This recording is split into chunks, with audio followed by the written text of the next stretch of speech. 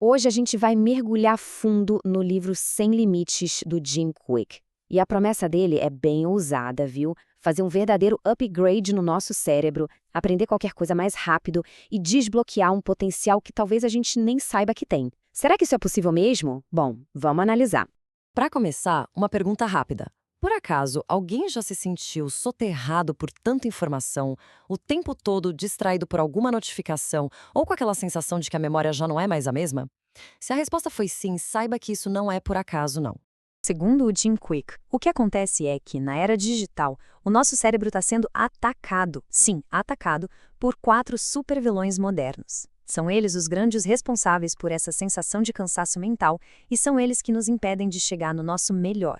E a primeira parte da nossa análise de hoje é justamente essa. A gente precisa identificar quem são esses inimigos da nossa mente. Então, vamos conhecer agora os 4 vilões digitais. O primeiro vilão é o que ele chama de dilúvio digital. Pensa nisso como uma enchente de dados, uma enxurrada de informação que nunca para. Essa inundação de informação sem fim acaba gerando sobrecarga, ansiedade, o volume de dados é um absurdo. Hoje, a gente consome o triplo da informação que uma pessoa consumia lá nos anos 60. É como tentar beber água de um hidrante de bombeiro, sabe? O cérebro não foi feito para processar tanta coisa tão rápido. E isso não só causa estresse, como também paralisa a nossa capacidade de tomar boas decisões. Na sequência, vem o vilão número 2, a distração digital.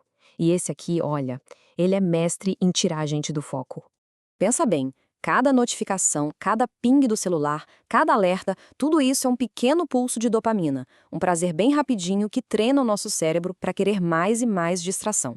Com o tempo, a nossa capacidade de manter um foco profundo, de se concentrar de verdade, é trocada por essa necessidade de estímulos superficiais. O resultado, a gente perde a capacidade de criar, de inovar e de resolver problemas complexos. O terceiro vilão é a demência digital. O nome é forte e o efeito dele também. Ele ataca diretamente a nossa capacidade de lembrar das coisas. A questão aqui é a seguinte: a memória é como um músculo. Se a gente não usa, ela atrofia. É simples assim.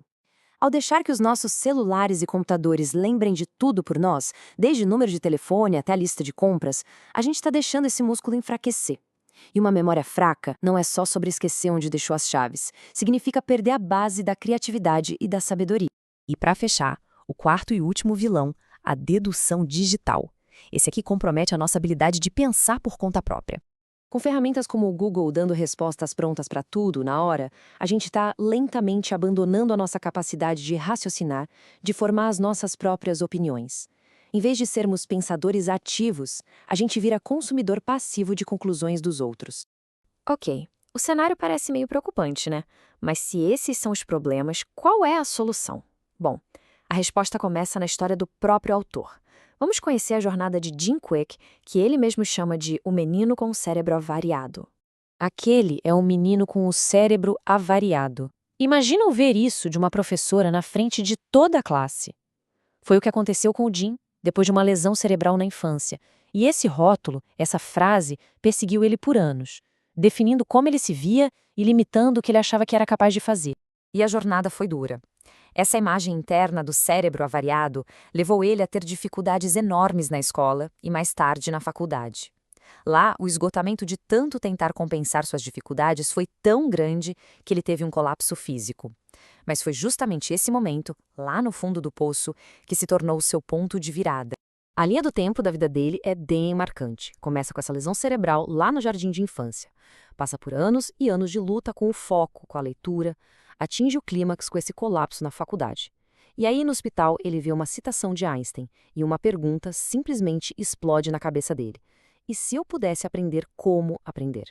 Em vez de só se esforçar mais, ele decidiu que precisava de um método melhor. E essa pergunta deu início a uma busca pessoal que acabou resultando na criação de um método. Então, vamos para a próxima sessão para a gente ver como desbloquear o tal do modelo sem limite.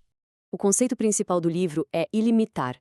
Ou seja, é o ato de jogar fora todas as percepções restritivas sobre o nosso próprio potencial. A ideia é que os nossos limites não são reais, sabe? São crenças que a gente aprendeu. E se a gente aprendeu, a gente também pode desaprender. E a ferramenta para fazer isso é o modelo sem limites. O interessante é que a solução não é uma bala de prata, uma coisa só, mas sim a junção de 3 áreas fundamentais: um sistema que funciona de forma integrada. Esse modelo se baseia nos 3 M's: mentalidade, que é o quê? Aquilo em que a gente acredita. Motivação, que é o nosso porquê, a razão para a gente agir. E, finalmente, os métodos, que é o como, as estratégias que a gente usa. Para se tornar sem limites, é preciso alinhar esses 3 pilares. Olhando mais a fundo, faz todo sentido. A mentalidade define o que a gente acredita que é possível. A motivação nos dá o propósito e a energia para a ação. E os métodos dão para a gente o processo, as ferramentas para aprender. Nenhum deles funciona sozinho. Uma mentalidade positiva sem um método eficaz leva à frustração. Um método bom, sem motivação, não leva a lugar nenhum. É só a combinação dos 3 que gera uma transformação de verdade. Entender esse modelo é o primeiro passo. Agora, a análise se volta para a aplicação. E o Quick coloca isso de uma forma muito legal, como se fosse o início da nossa própria jornada do herói. Isso fica muito claro com esta citação. Se um ovo é quebrado por uma força externa, a vida termina. Se for quebrado por uma força interna, a vida começa. As coisas grandiosas sempre começam de dentro. A mensagem é essa, né?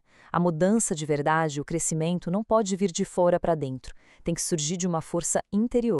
E assim, a nossa análise termina com uma reflexão.